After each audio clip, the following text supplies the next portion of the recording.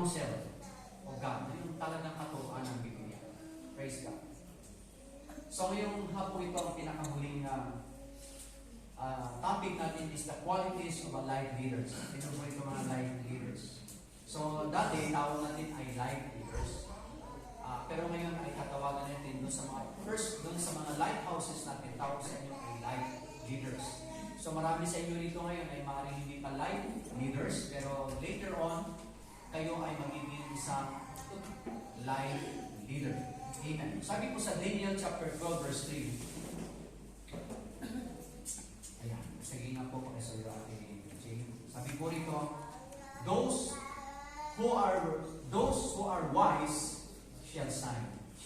Yung katabi mo, wise ba yan? Wise. Wise. Amen.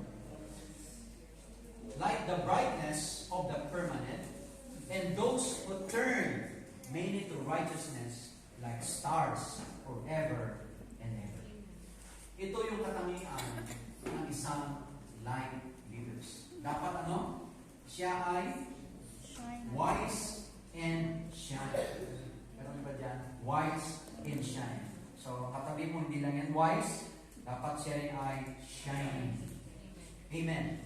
Parang ako, shining. Those who are the wise. Sino ang mga matatalino? Those who shine. Kaya pag ikaw ay wise, dapat nagsashine ka. At kapag ikaw ay nagsashine at wise, you are leading people to righteousness. Nagdadala tayo ng mga tao sa katwiran ng Panginoon. The followers of Jesus are called to be lights in the darkness. Ano ibig sabihin nito? It means being counter-cultural.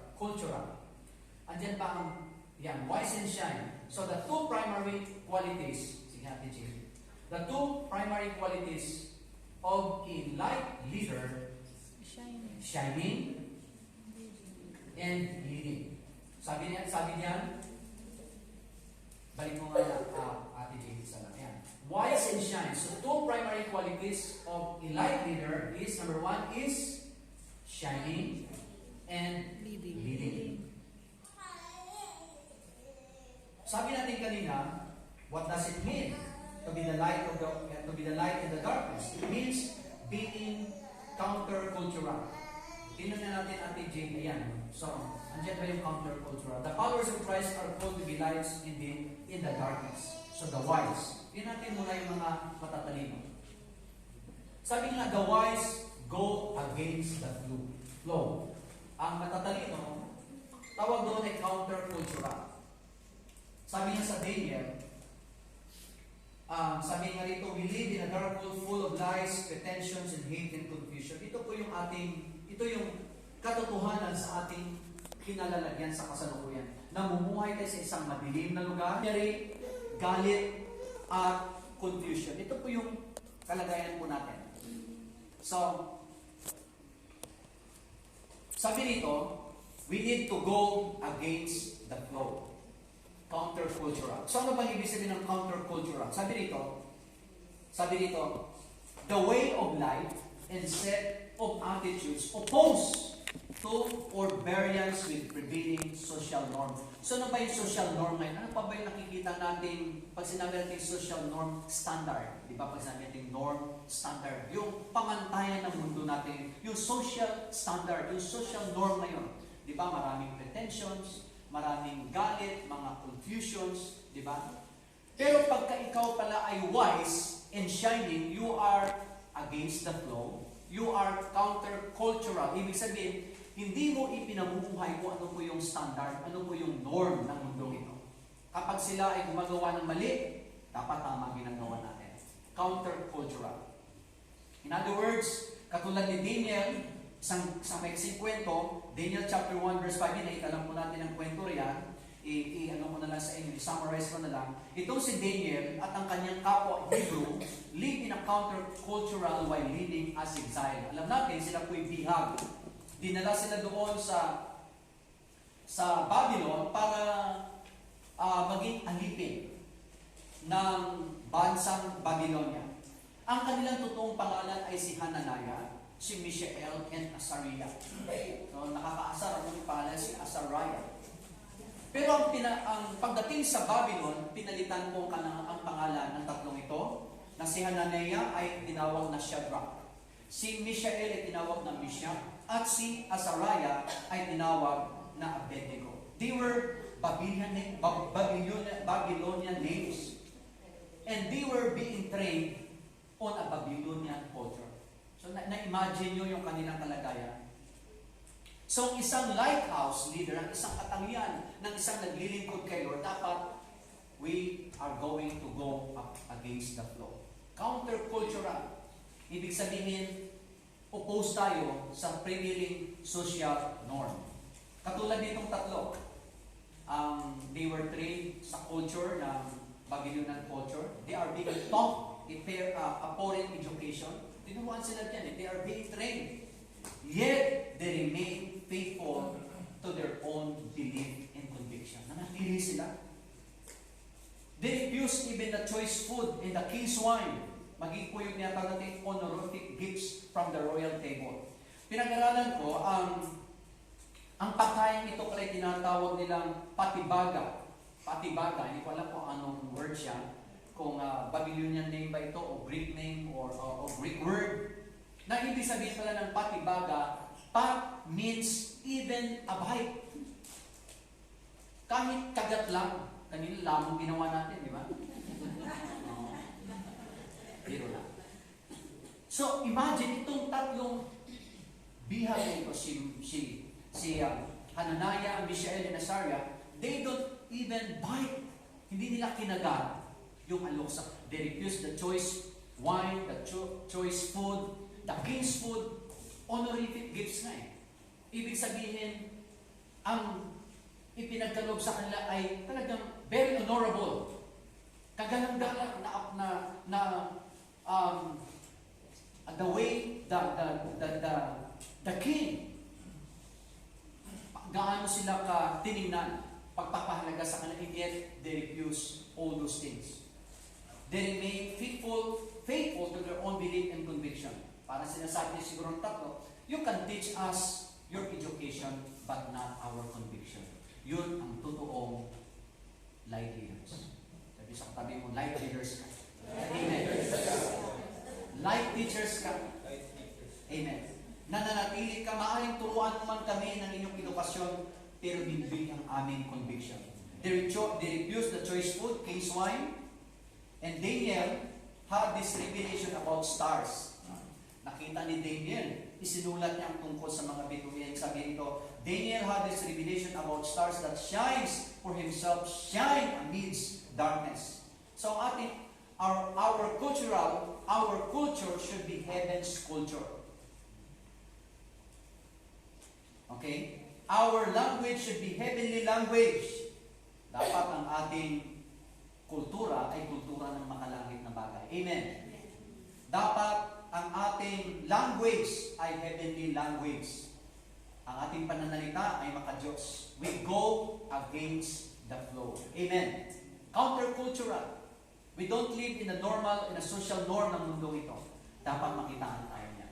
Nalala niyo yung kwento tungkol sa talakitok at maliputo? Di ba yung talakitok, naging maliputo pala yan. Pero bago siya maging maliputo, kailangan niya to go against the flow. Yung daloy ng tubig galing sa Taal Lake o sa Taal Lake, kailangan lalabahan na niya yan. So from dagat, na siya isang talakitok, pagpasok niya doon sa Taal Lake, maging maliputo na siya at naging mahal. Bakit? They go against the flow.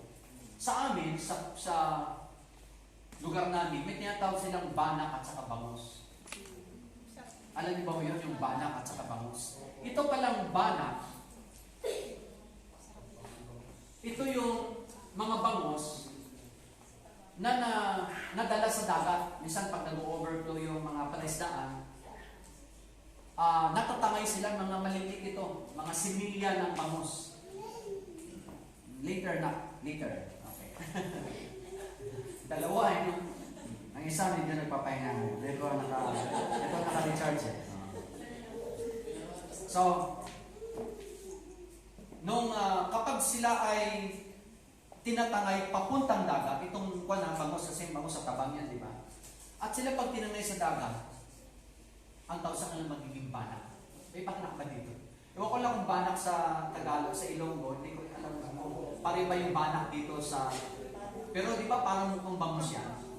O hindi ko lang alam kung yun din yung banak o doon sa amin, hindi ko alam. Basta banak din tawag sa amin. Bangos yan, na sabi ng aking kuya, mga ano yan, mga similya ng bangos yan, na sila po yung naka-survive, naka-survive sa dagat.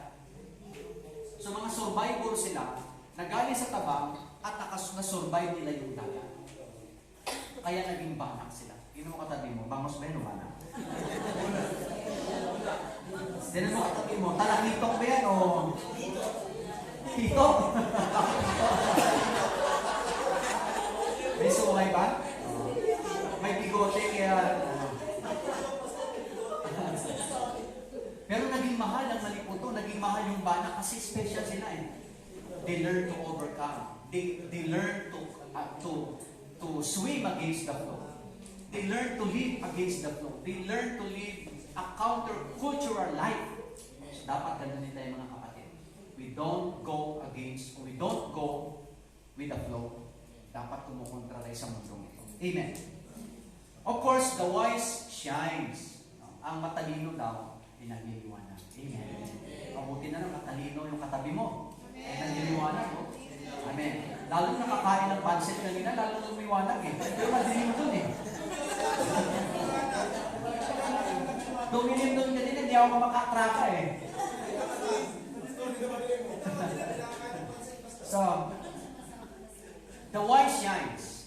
So, you are like stars in the sense that you are radiated light and help others to see and find their way. Ito po yun, ano? Andiyan ba yan, Ate Jane?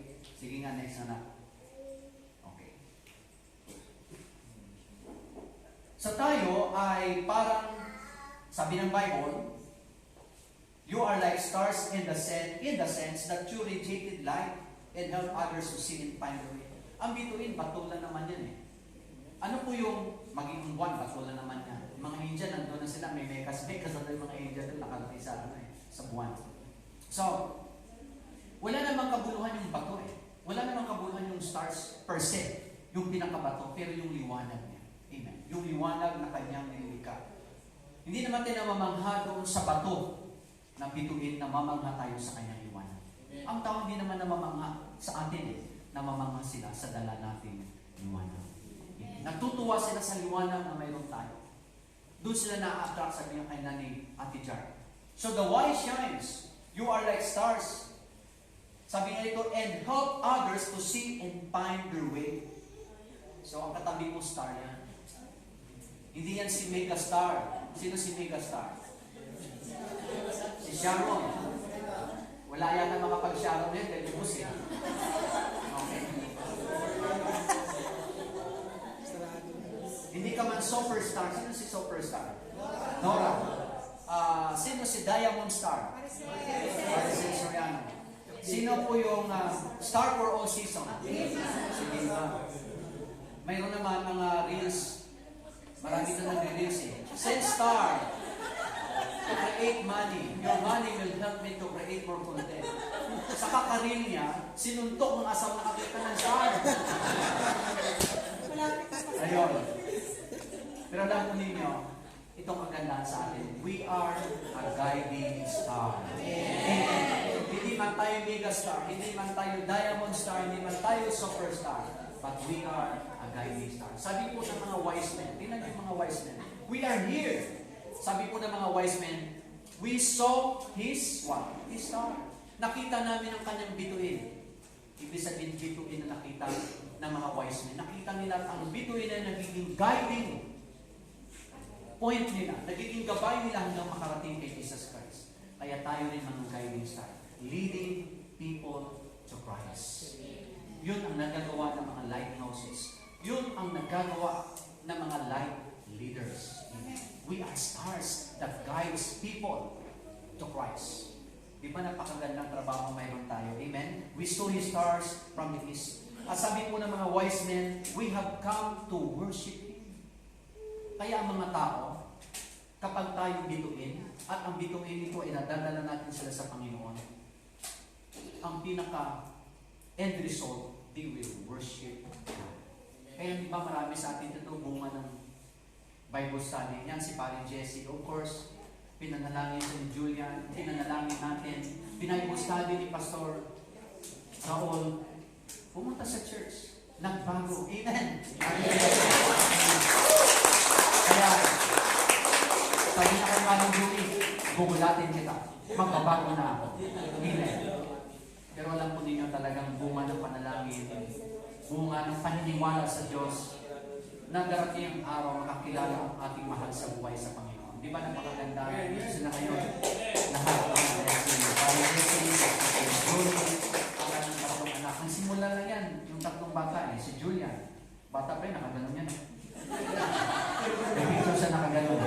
Pero ngayon, nakita natin the Lord will bless the family. Amen.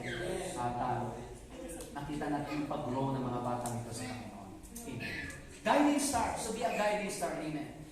At sila rin ay pupunta sa Panginoon at ang pinaka-intention, we have come to worship Him.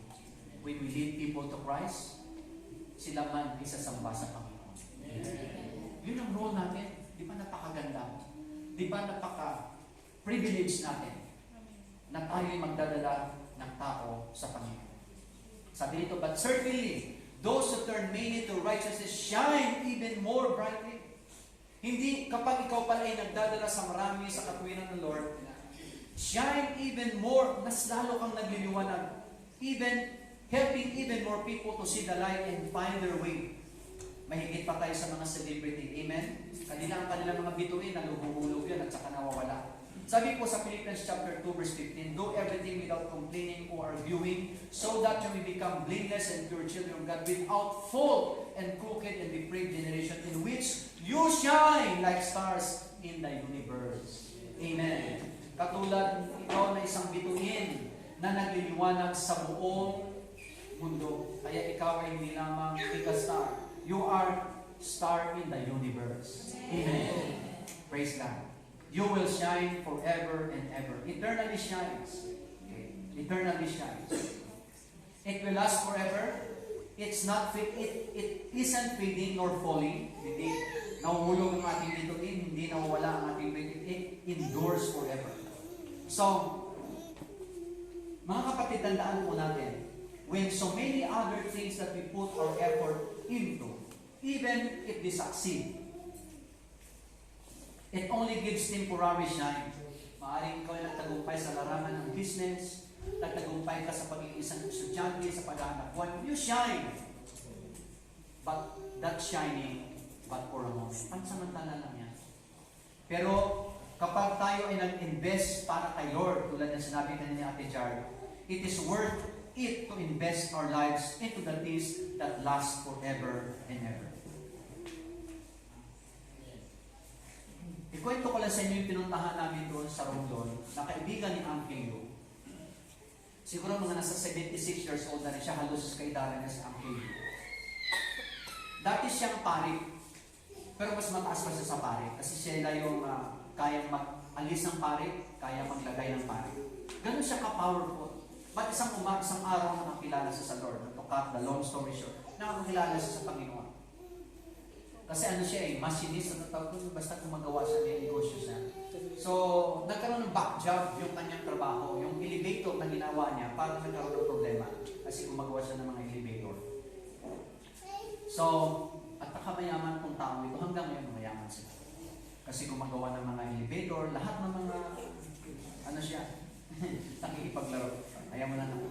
So, ngayon, mayroon siyang business partner, na kung saan ay mayaman din. Sabi niya, pasok ang kaibahan natin ng mga mananampalatay na mayaman at mga hindi mayaman at mga hindi mananampalatay na mayaman. Sila, kapag nagkapera pala, ang isip na ganito, yung mga mayaman na hindi Kristiyano, saan kaya tayo magbabakasyon? Yun pala isip nila. Paano natin gagamitin ang ating pera? Pero itong dalawang matanda, si Pastor Rodloy, Pastor Merlo, kapag may pera sila, nakakuha ng malaking kontrata, ang isip nila agad, saan tayo magpapatayo ng Diyos? Ayun mga church nila, kahit barangay na sunog-sunog, ang ganda ng mga kasi mayaman.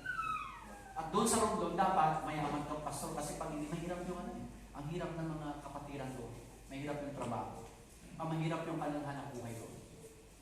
So, kaya, ayun, no? Magagandang simbahan nila because sabi niya nga, I invested my money para sa gawain ng Panginoon. Amen. So, tama po ang kanilang desisyon. At itong business partner niya, yung asawa daw, natutong magsugal sa casino, dyan sa Manila. Natutong magsugal. So, dahil maganda ang hanap buhay ng kanyang nila, so ang babae nagsusugal. So, kapag natalo na yun, tatawag sa kanyang asawa, padalan mo ko ito ng 50,000 kasi kailangan niya uli ng pera, dahil natatalo eh. So, kakahatid ng pera, tuto din sumugal yung lalaki hanggang natalo. Hanggang sila na bankrupt, at sinasangla na po yung mga gamit. Mga gamit doon sa kay Pastor Merlo. Na yung pala hindi pa bayad. So, basta bigig sabihin na bankrupt po sila. Nalugi. Sabi po ng kwento niya po sa akin. So, a light leader will shine forever and ever. You will eternally shine. So mga kapatid, we need to possess these important qualities to be wise in shine. Sabi po ng Bible, arise, shine, for your light has come, in that Lord the Lord has risen upon you. So mga kapatid, hindi po natin pahirapan ang qualities ng isang light leader, ng isang light leaders. Wise in shine lang. Maging matalino lang tayo at mag-iwanag lang tayo. Hindi natin kailangan ng maraming kapamaranganan. Hindi natin kailangan Doctor of Theology tayo para mag-grow yung ating light group, yung ating lighthouse. Hindi kailangan. Just simply light your life. Pag-iwanagin mo lang buhay mo. And then people will see at susunod sila at makakakilala sila sa Panginoon. Meron pa ba, Ate? Wala na. So, wala na, yun na. Okay. So, light and shine. So, sabi mo sa katabi mo, wise and shine. Wise and shine. Yun ang kailangan natin upang maging effective tayo na light leaders. Hallelujah. So, tayo po lahat ay tumayo. Bituin na nakita ni Daniel that those who led mainly to righteousness will shine like stars forever. What a privilege. What an honor to be a star for God. Maaaring hindi man tayo kilala ng tao. We are nobody from the world perspective, from the world concepts. We are nobody. But with God, we are somebody.